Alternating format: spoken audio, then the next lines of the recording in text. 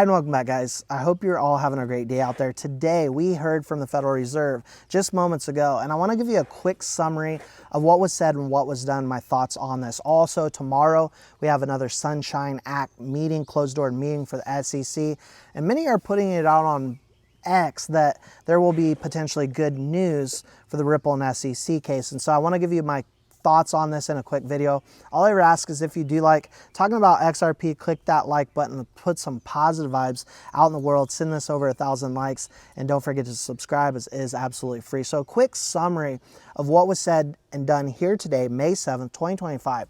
Well, this is the third straight meeting that they have decided to leave rates unchanged. Now, this is kind of what we all suspected or expected, and they did come out and say some interesting things here today, and leaving these rates unchanged despite what Donald Trump and others are calling for, which is cuts.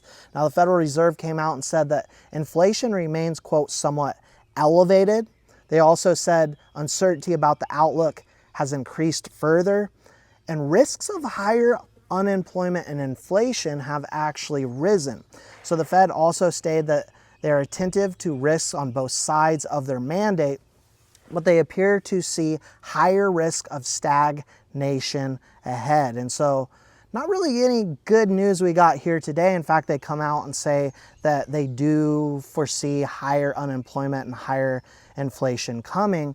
But we did see the stock market rise about 200 points on the Dow Jones here today. And we do have some movements in the cryptocurrency market. We've got Bitcoin up a little under 2% here at the time of this recording, XRP pretty flat. Now tomorrow, we do have another SEC meeting, Sunshine meeting, which will be at 12:30 p.m. Eastern Standard Time. I'll keep a close eye on this, but I do want to put it out that I saw from a few different sources that people are expecting good news for the Ripple and SEC case.